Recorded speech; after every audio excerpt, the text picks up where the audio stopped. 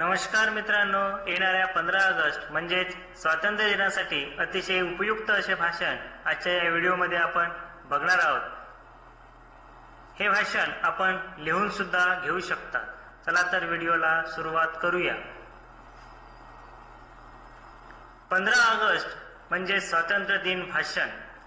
सूर्योदय होतो सूर्याच्या आगमनाने, सूर्योदय होतो सूर्याच्या आगमनाने, सूर्यास्त होतो चंद्राच्या शीतलतेने। मी माझ्या भाषणाला सुरुवात करतो तिरंग्याला मानवंदनेने, तिरंग्याला मानवंदनेने, तिरंग्याला मानवंदनेने। आजच्या कार्यक्रमाचे अध्यक्ष माझे गुरुजन वर्ग व माझ्या विद्यार्थी मित्रांनो, सर्वप्रथम आपणा सर्वांना स्वातंत्र्य दिनाच्या हार्दिक हार्दिक शुभेच्छा। हर फूल मुबारक हो आपको, हर बहार मुबारक हो आपको, हर फूल मुबारक हो आपको, हर बहार मुबारक हो आपको।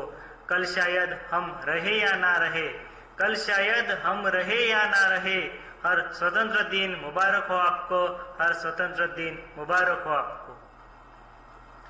आज मी तुम्हाला 15 ऑगस्ट म्हणजेच स्वातंत्र्य दिनाबद्दल 2 शब्द सांगणार आहे। ते तुम्ही शांततेने ऐकावे ही नम्र विनंती। मित्रांनो, 15 ऑगस्ट 1947 रोजी आपला भारत देश स्वतंत्र झाला। त्यापूर्वी 150 वर्ष इंग्रजांनी आपल्यावर राज्य केले। या काळात इंग्रजांनी येथील जनतेवर अन्याय अत्याचार केले। मित्रांनो, पारतंत्र्यात किती दिवस जगायचे, किती दिवस इंग्रजांचे अन्याय अत्याचार सहन करायचे, असे अनेक प्रश्न भारत मातेच्या लेकरांना पडले। भारताला स्वातंत्र्य मिळवून देण्यासाठी महात्मा गांधीजी, पंडित नेहरूजी, भगतसिंग, सुखदेव, राजगुरू, डॉक्टर बाबासाहेब आंबेडकर यासारख्या अनेक नेत्यांनी स्वातंत्र्याच्या लढ्यात उडी घेतली आणि शेवटी 15 ऑगस्ट 1947 रोजी आपला भारत देश स्वतंत्र झाला। तेलाविना किंमत नाही कापसाच्या वातीला, तेलाविना किंमत नाही कापसाच्या वातीला, धारेविना किंमत नाही तलवारीच्या जातीला। तेलाविना किंमत नाही कापसाच्या वातीला, धारेविना किंमत नाही तलवारीच्या जातीला। तसेच स्वातंत्र्याविना किंमत नाही मानवाच्या जातीला, स्वातंत्र्याविना किंमत नाही मानवाच्या जातीला। आपल्या देशाला स्वातंत्र्य मिळून 75 वर्ष पूर्ण झाली आहे। आज आपणा सर्वांसाठी आनंदाचा दिवस आहे। मित्रांनो, आपल्या देशाचा राष्ट्रध्वज तिरंगा आहे। सर्वात वरचा केशरी रंग त्यागाचा प्रतीक आहे।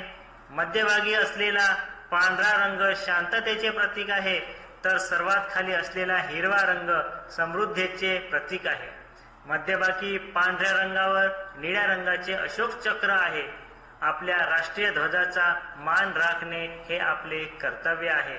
शेवटी एवढेच सांगतो, ना जियो धर्म के नाम पर, ना मरो धर्म के नाम पर, ना जियो धर्म के नाम पर, ना मरो धर्म के नाम पर।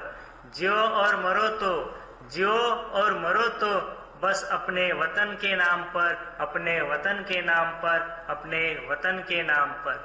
जय हिंद, जय भारत। मित्रांनो, व्हिडिओ आवडला असल्यास लाईक करा व आपल्या मित्रमैत्रिणींना शेअर करा। धन्यवाद।